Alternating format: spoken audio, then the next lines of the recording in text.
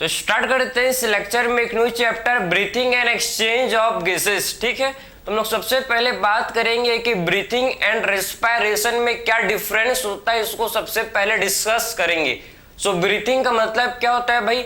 Breathing का मतलब होता है normal inhalation and exhalation of air. ठीक है, एयर को अंदर लेना बाहर छोड़ना, इसी को क्या बोलते हैं भाई? हम लोग इसी को ब्रीथिंग बोलते हैं। रेस्पिरेशन का क्या मतलब होता है? रेस्पिरेशन का मतलब है कि ऑक्सीजन का इनहेलेशन। ऑक्सीजन का इनहेलेशन किसके लिए? ऑक्सीजन का inhalation for oxidation of food.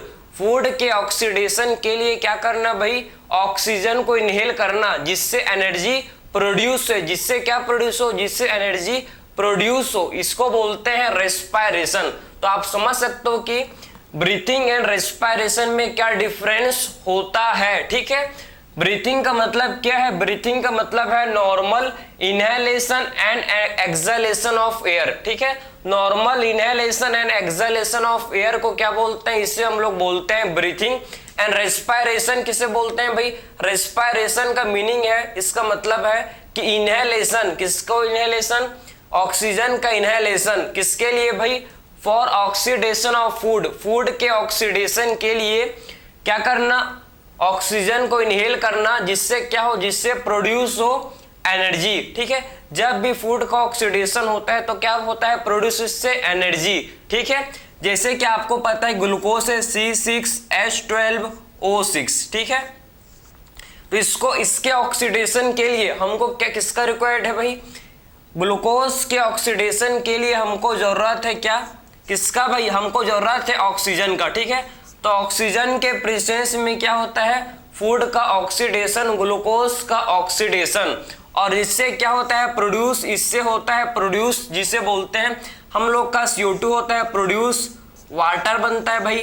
ठीक है, और हम लोग का प्रोड्यूस होता है क्या? जिसे बोलते हैं एनर्जी। ठीक है, इसे क्या बोलते हैं? इसे हम लोग एनर्जी बोलते हैं। ठीक है, समझे ना? तो जब फूड का ऑक्सीडेशन होता है तो क्या प्रोड्यूस होता है?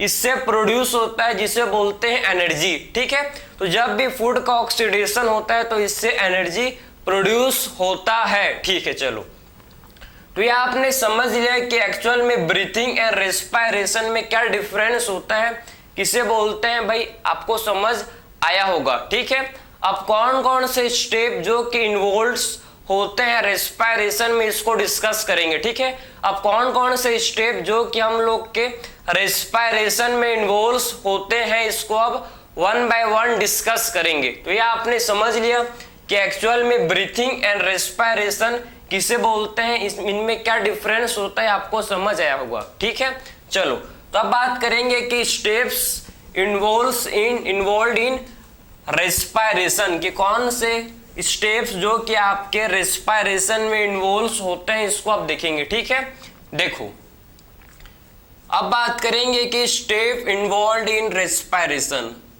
Step involve in respiration. ठीक है, तो स्टेप इन्वॉल्व इन रेस्पिरेशन। ठीक है, कौन कौन से स्टेप इन्वॉल्व इन रेस्पिरेशन? कौन कौन से स्टेप जो कि रेस्पिरेशन में इन्वॉल्व होता है, इसको आप देखेंगे। ठीक है, देखो, तो पहला जो स्टेप है, सबसे पहला जो स्टेप, इसे क्या बोलते हैं भाई? सबसे पहला स्टेप है जिसे बोला जाता है पल्मोनरी वेंटिलेशन। पल्मोनरी वेंटिलेशन को आप क्या बोलते हो? ब्रीथिंग। ठीक है, तो पहला जो स्टेप है इसे बोलते हैं पल्मोनरी वेंटिलेशन, और पल्मोनरी वेंटिलेशन को ही ब्रीथिंग बोला जाता है। ठीक है, तो पहला जो स्टेप है पल्मोनरी वेंटिलेशन।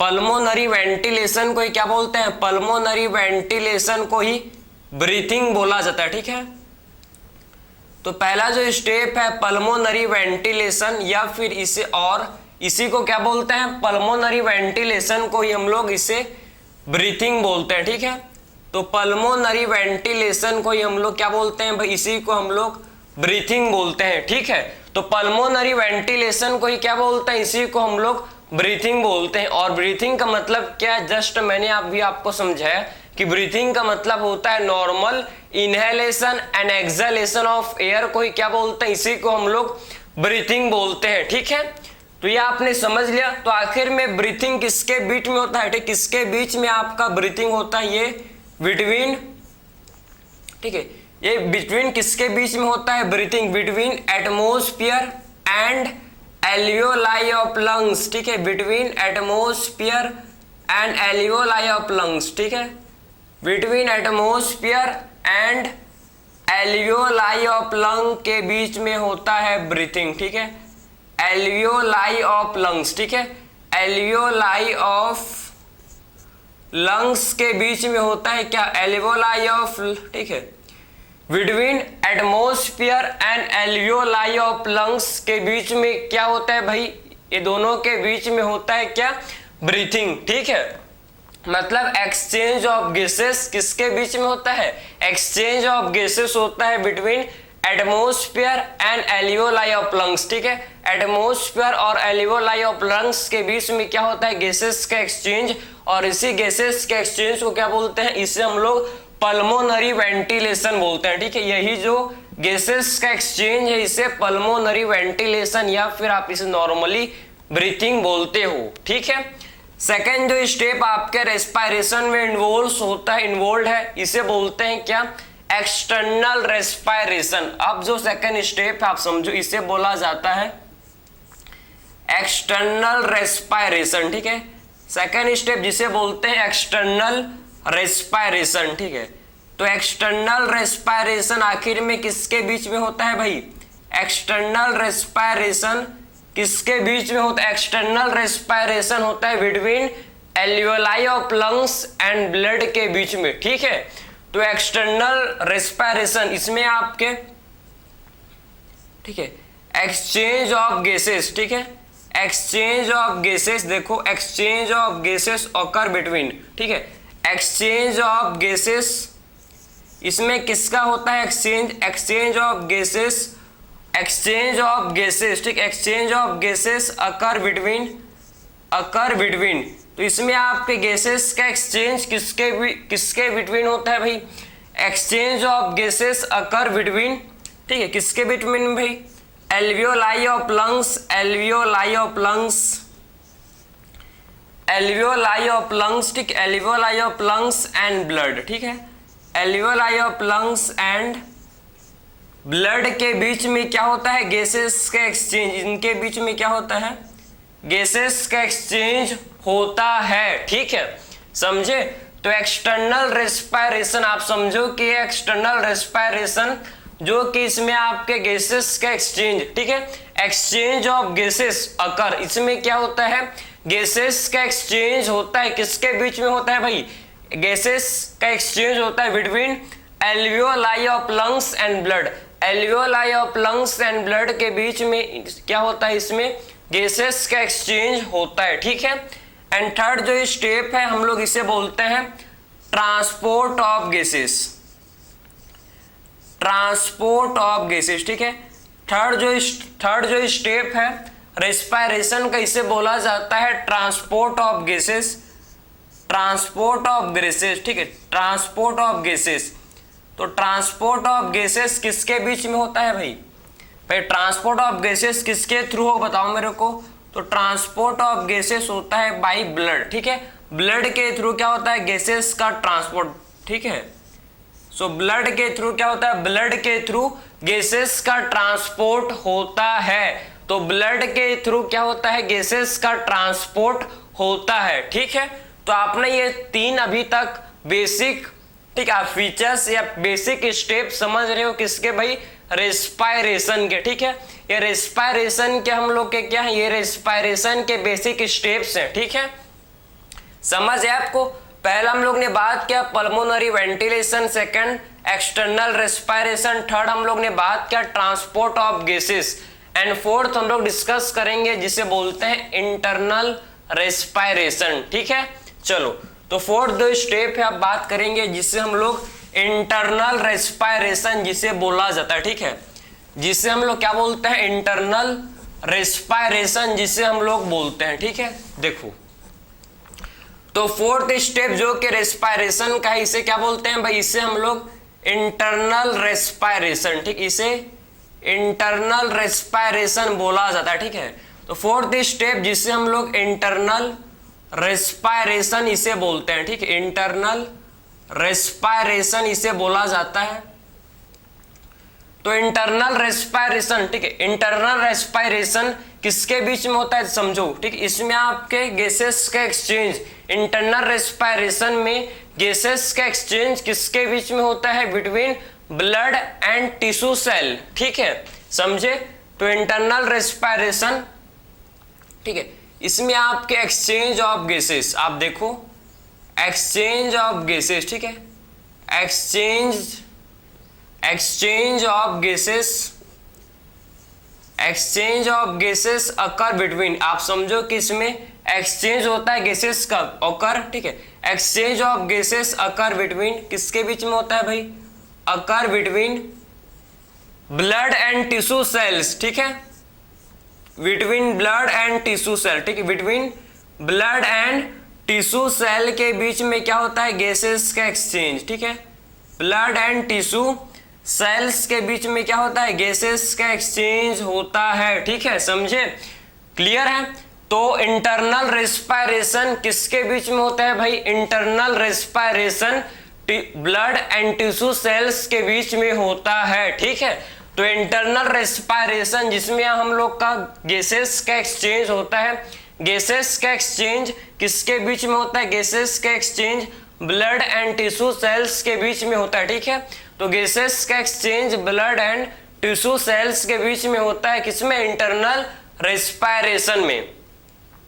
अब फिफ्थ जो हम लोग का रेस्पायरेशन का स्टेप है जिसे हम लोग बोलते हैं क्या, सेल्यूलर रेस्पायरेशन, ठीक है, फिफ्थ जो स्टेप है इसे बोला जाता है सेल्यूलर रेस्पायरेशन, इसे हम लोग सेल्यूलर रेस्पायरेशन इसे बोलते हैं, ठीक है, इसे सेल्यूलर रेस्पायरेशन बोला जाता है। तो सेल्यूलर रेस्पायरेशन में क्या होता है भाई, इसमें हम लोग यूटिलाइजेशन यूज करते हैं किसका, यूज ऑफ ऑक्सीजन, इसमें ऑक्सीजन का यूज होता है भाई, ठीक है। सेल्यूलर रेस्पायरेशन में क्या होता है, ऑक्सीजन का यूज होता है बाई सेल, कौन यूज करता है भाई, बाई सेल, ठीक है, बाई सेल। तो use of oxygen by cell, कौन यूज करता है ऑक्सीजन का, use of oxygen by cell, ठीक है, किसके लिए पता है भाई, फॉर कैटाबॉलिक रिएक्शन, ठीक है। तो use of oxygen by cell, use of oxygen by cell, आप देखो इसको बाई सेल, ठीक है, for catabolic reaction, for catabolic reaction, ठीक है, for catabolic reaction, catabolic reaction, ठीक है, फॉर कैटाबॉलिक रिएक्शन के लिए, ठीक है भाई, फॉर कैटाबॉलिक रिएक्शन के लिए क्या करना, ठीक है, ऑक्सीजन का यूज करना फॉर कैटाबॉलिक रिएक्शन के लिए, टू प्रोड्यूस, क्या प्रोड्यूस करने के लिए, एनर्जी प्रोड्यूस करने के लिए, वही आप कॉन्सेप्ट, ठीक है, टू प्रोड्यूस एनर्जी। तो ये पूरे स्टेप जो है, जितने भी स्टेप हैं, सारे स्टेप हम लोग के रेस्पायरेशन में इन्वॉल्व होते हैं। ये सारे के सारे स्टेप हम लोग के किस में इन्वॉल्व होते हैं भाई, तो ये सारे स्टेप हम लोग के रेस्पायरेशन में इन्वॉल्व होते हैं, ठीक है, समझ है आपको। तो फिफ्थ स्टेप जो कि हम लोग का क्या है भाई, सेलुलर रेस्पायरेशन, जिसमें हम लोग ऑक्सीजन का यूज करते हैं, ठीक है, ऑक्सीजन का यूज करते हैं सेल, जिससे क्या होता है, जिससे किसके लिए भाई ऑक्सीजन का यूज करते हैं cell, for catabolic reaction, catabolic reaction के लिए क्या करते हैं, जो सेल हैं ये ऑक्सीजन का यूटिलाइजेशन करते हैं, ठीक है। तो सारे स्टेप जो कि आपके रेस्पायरेशन के अंदर इन्वॉल्व होते हैं, ठीक है। अब इसके बाद जो हम लोग डिस्कस करेंगे नेक्स्ट, रेस्पायरेटरी ऑर्गन के बारे में देखेंगे कि एक्चुअल में कौन कौन से रेस्पायरेटरी ऑर्गन है होते हैं, इसको डिस्कस करेंगे, ठीक है। तो ये आपने समझ लोगे यहाँ तक, ठीक है, कि आखिर में कौन कौन से स्टेप जो कि आपके रेस्पायरेशन में इन्वॉल्व होते हैं, ठीक। अब बात करेंगे हम लोग रेस्पायरेटरी ऑर्गन। चलो अब डिस्कस करेंगे हम लोग किसके बारे में, रेस्पायरेटरी ऑर्गन के बारे में, ठीक है। तो रेस्पायरेटरी ऑर्गन के बारे में डिस्कस करेंगे। तो रेस्पायरेटरी ऑर्गन, तो रेस्पायरेटरी ऑर्गन, ठीक है, रेस्पायरेटरी ऑर्गन आप समझना कि रेस्पिरेटरी ऑर्गन किसी भी ऑर्गेनिज्म का, ठीक है, किसी भी ऑर्गेनिज्म का जो रेस्पिरेटरी ऑर्गन है ये किस पर डिपेंड करता है भाई, किसी भी ऑर्गेनिज्म का जो रेस्पिरेटरी ऑर्गन है ये डिपेंड करता है उनके हैबिटाट की। ऑर्गेनिज्म का हैबिटाट क्या है, ऑर्गेनिज्म का लेवल ऑफ ऑर्गेनाइजेशन कौन सा है, ठीक है।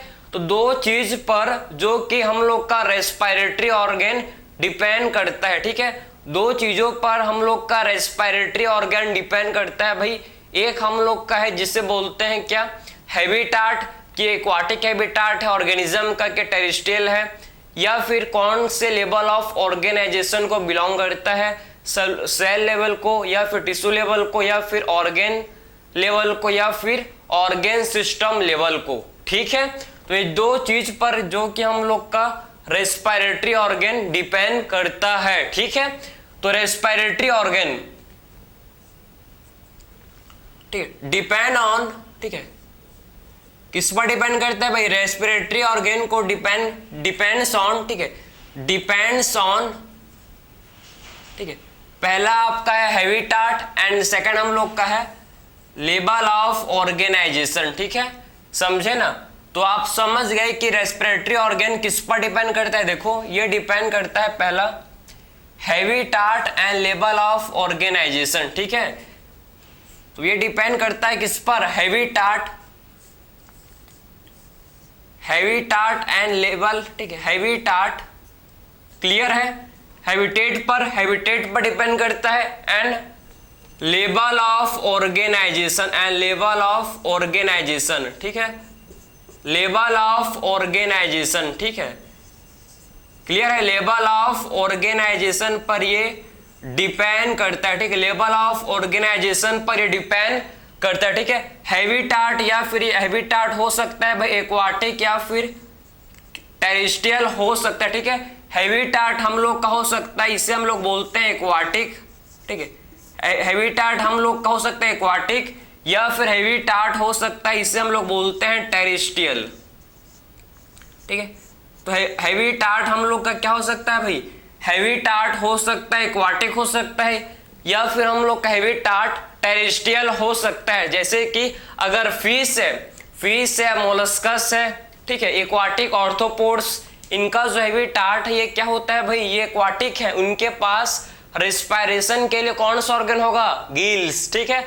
जो भी एक्वाटिक ऑर्गेनिज्म होते हैं, ठीक, उनके पास रेस्पिरेशन के लिए क्या होता है, प्रेजेंट गिल्स होता है। और टेरेस्ट्रियल ऑर्गेनिज्म जैसे कि ह्यूमंस, हम लोग के पास क्या है, रेस्पिरेटरी ऑर्गन, हम लोग के पास होता है लंग्स, ठीक है। और ये हम लोग का जो रेस्पिरेटरी ऑर्गन ये डिपेंड करता है किस पर, और लेवल ऑफ ऑर्गेनाइजेशन पर, ठीक है।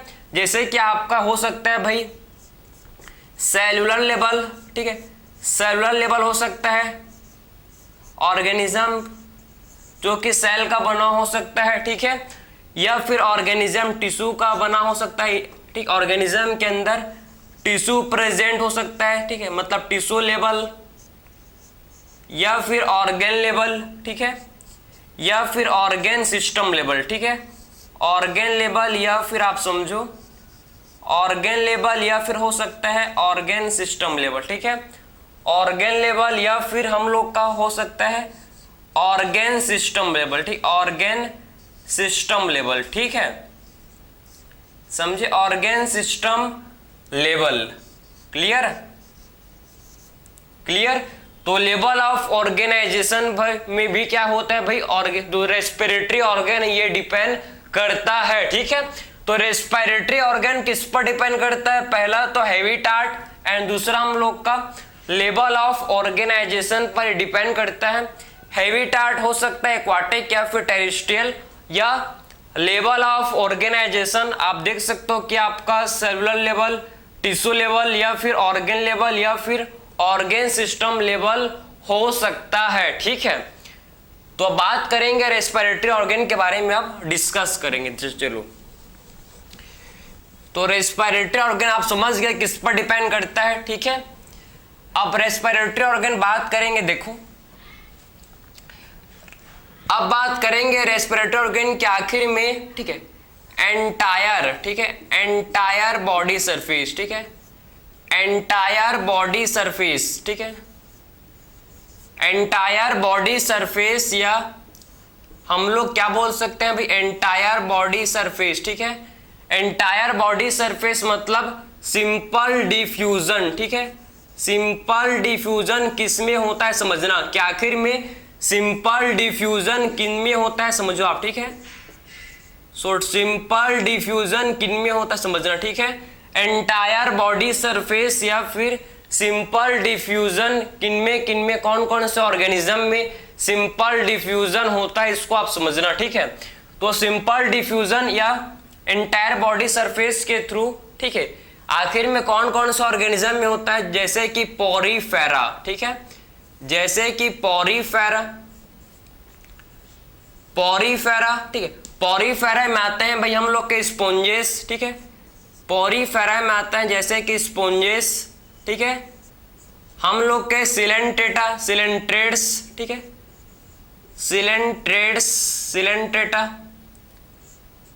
सिलेंट्रेट्स एंड हम लोग के इसमें आते हैं और प्लेटी हेलमिंथीस, ठीक है, प्लेटी हेलमिंथीस जैसे कि फ्लैट वॉर्म्स, ठीक है। तो प्लेटी हेलमिंथीस जैसे कि हम लोग के भाई इसमें आते हैं फ्लैट वॉर्म्स, ठीक है। प्लेटी हेलमिंथीस जैसे कि इसमें हम लोग कहते हैं फ्लैट वॉर्म्स, क्लियर है। इनमें क्या होता है, इनमें आपका सिंपल डिफ्यूजन होता है एंटायर बॉडी सरफेस के थ्रू, ठीक है। एंटायर बॉडी सरफेस में इनके क्या हो सकता है, गैसेस का एक्सचेंज पूरे बॉडी से, क्योंकि इनके बॉडी में पोर्स होते हैं, छेद होते हैं, ठीक है। तो गैसेस का एक्सचेंज जो कि बॉडी सरफेस के थ्रू हो जाता है इनमें, ठीक है। तो गैसेस का एक्सचेंज बॉडी सरफेस के थ्रू इनमें हो जाता है, ठीक है, समझे ना। अब बात करेंगे हम लोग सेकंड, जो कि रेस्पिरेटरी ऑर्गन, जो कि है गिल्स, ठीक है। तो गिल्स किसके किसके पास होता है भैया, गिल्स किसके किसके पास होता है, तो गिल्स होता है किसके पास, गिल्स होता है समझो एक्वाटिक ऑर्थ्रोपोड्स के पास, ठीक है, एक्वाटिक ऑर्थ्रोपोड्स, ठीक है, एक्वाटिक ऑर्थ्रोपोड्स, एक्वाटिक ऑर्थ्रोपोड्स, ठीक, एक्वाटिक ऑर्थ्रोपोड्स, ठीक है, मोलस्कस, ठीक है, aquatic arthropods and molluscs and fishes, ठीक है, एंड फिशेस में इनमें क्या होता है, इनमें आप समझो कि रेस्पिरेटरी ऑर्गन क्या होता है भाई, इनका रेस्पिरेटरी ऑर्गन गिल्स होता है, ठीक है। जो एक्वाटिक ऑर्थ्रोपोड्स हैं, जो मोलस्कस हैं, जो फिशेस हैं, इनका जो रेस्पिरेटरी ऑर्गन है गिल्स है, ठीक है। इनका जो रेस्पिरेटरी ऑर्गन होता है ये क्या होता है भाई, गिल्स होता है, ठीक है। नेक्स्ट बात करेंगे ट्रेकियल ट्यूब्स, ठीक है। सो ट्रेकियल ट्यूब्स किन में होता है, सो ट्रेकियल ट्यूब्स होता है किन में, इंसेक्ट्स में, ठीक है। सो ट्रेकियल ट्यूब्स किन में होता है, देखो ट्रेकियल ट्यूब्स होता है किन में, इंसेक्ट्स में, ठीक है। तो इंसेक्ट्स में क्या होता है भाई, ट्रेकियल ट्यूब्स होता है, ठीक है। सो ट्रेकियल ट्यूब्स किन में होता है, प्रेजेंट, ट्रेकियल ट्यूब्स इंसेक्ट्स में होता है प्रेजेंट, ठीक है। एंड हम लोग का जो है लंग्स, अब बात करेंगे लंग्स किनके पास होता है भाई, तो अगर लंग्स किनके पास होता है, लंग्स किनके पास होता है, लंग्स होता है किनके पास, एम्फीबियन के पास, ठीक है, एम्फीबियन के पास होता है लंग्स, समझे, एम्फीबियन के पास होता है लंग्स, ठीक है। Amphibian, reptiles, birds and mammals, ठीक है।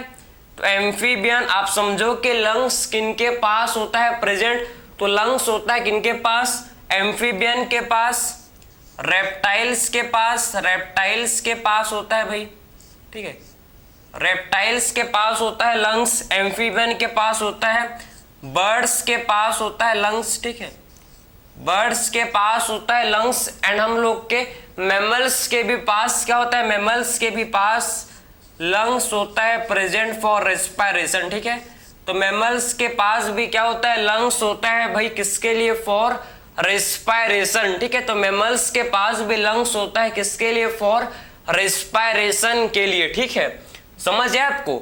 और लास्ट बात करेंगे कि मॉइस्ट क्यूटिकल, ठीक है, मॉइस्ट क्यूटिकल या फिर आप बोल सकते हो कि स्किन के थ्रू, ठीक है, मॉइस्ट क्यूटिकल या फिर क्या बोल सकते हो भाई कि स्किन के थ्रू रेस्पायरेशन किन में होता है, मॉइस्ट क्यूटिकल या फिर स्किन के थ्रू रेस्पायरेशन किन में होता है, तो अर्थवाम में, ठीक है, अर्थवाम में मॉइस्ट क्यूटिकल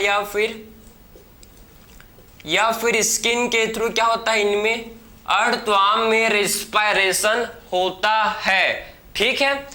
तो ये आपने समझ लिया कि रेस्पिरेटरी ऑर्गन कौन कौन से हैं भाई, डिफरेंट ऑर्गेनिज्म के हम लोगों ने डिस्कस किए, ठीक है।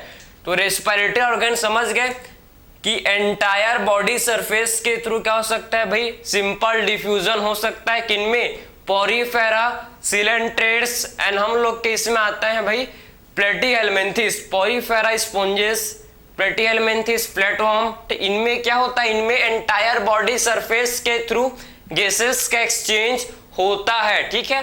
फिर बात करेंगे गिल्स किन के पास होता है, तो गिल्स हम लोग के एक्वाटिक ऑर्थ्रोपोड्स, मोलस्कस एंड हम लोग के किसके पास होता है, फिशेस के पास गिल्स होता है प्रेजेंट, ठीक है। ट्रेकियल ट्यूब्स किसके पास होता है भाई, इंसेक्ट्स के पास, ठीक है। तो ट्रेकियल ट्यूब्स हमेशा याद रखो कि इंसेक्ट्स के पास क्या होता है, ट्रेकियल ट्यूब्स प्रेजेंट होते हैं। मॉइस्ट क्यूटिकल किसके पास होता है, मॉइस्ट क्यूटिकल या फिर स्किन के थ्रू डिफ्यूजन गैसेस का एक्सचेंज, ठीक है। मॉइस्ट क्यूटिकल या फिर स्किन के थ्रू गैसेस का एक्सचेंज किन में होता है, अर्थवाम, ठीक है। अर्थवाम में गैसेस का एक्सचेंज मॉइस्ट क्यूटिकल या फिर स्किन के थ्रू होता है। एंड हम लोग का लास्ट जो कि लंग्स, ठीक है, लंग्स जो कि जितने भी हम लोग के टेरेस्ट्रियल बोल सकते हो ऑर्गेनिज्म है, ठीक है, इनमें आपके लंग्स, इनके पास लंग्स होता है for gases exchange, gases exchange करने के लिए क्या होता है भाई, टेरेस्ट्रियल ऑर्गेनिज्म जैसे कि एम्फीबियन, रेप्टाइल्स, बर्ड्स, मैमल्स, ठीक है, इनके पास क्या होता है, लंग्स प्रेजेंट होता है for gases exchange, for gases exchange के लिए इनके पास लंग्स प्रेजेंट होता है। एम्फीबियन का जो रेस्पिरेटरी ऑर्गन है, एम्फीबियंस जैसे कि फ्रॉग आपका रेस्पायर कर सकता है थ्रू स्किन के थ्रू, स्किन के थ्रू भी फ्रॉग रेस्पायर कर सकता है, फ्रॉग रेस्पायर कर सकता है थ्रू किसके थ्रू, लंग्स के थ्रू, ये भी इंस्पायर कर सकता है, ठीक है, थ्रू ब्रकोफेंजियल कैविटी, ठीक है, ठीक है, समझ आए आपको, बक्कल कैविटी, ब्रकोफेंजियल कैविटी के थ्रू भी ये रेस्पायर कर सकता है, मतलब रेस्पायरेशन कर सकता है। तो इसके एक नहीं अनेक इसके रेस्पिरेटरी ऑर्गन होते हैं, समझ आए आपको। एम्फीबियन के पास गिल्स भी होता है प्रेजेंट, क्लियर है। तो बहुत सारे इसके क्या है भाई, रेस्पिरेटरी ऑर्गन है किसके, फ्रॉग के, ठीक है।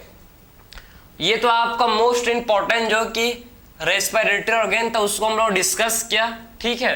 तो इस लेक्चर में हम लोगों ने सबसे पहले बात किया कि ब्रीथिंग क्या है, ठीक है। उसके बाद हम लोगों ने डिस्कस किया कि रेस्पिरेशन में कौन कौन से स्टेप, कौन कौन से हम लोग के स्टेप जो कि रेस्पिरेशन में इन्वॉल्व होते हैं, हम लोग ने सारे चीज को वन बाय वन करके सब चीज को डिस्कस किया, ठीक है। उसके बाद हम लोग ने बात किया रेस्पिरेटरी ऑर्गन के बारे में, ठीक है, रेस्पिरेटरी ऑर्गन कौन कौन से होते हैं उसको हम लोग ने फिर डिस्कस किया। तो ये था आज का लेक्चर, आई होप आपको ये लेक्चर समझ आया होगा। तो मिलते हैं एक न्यू लेक्चर में, थैंक यू।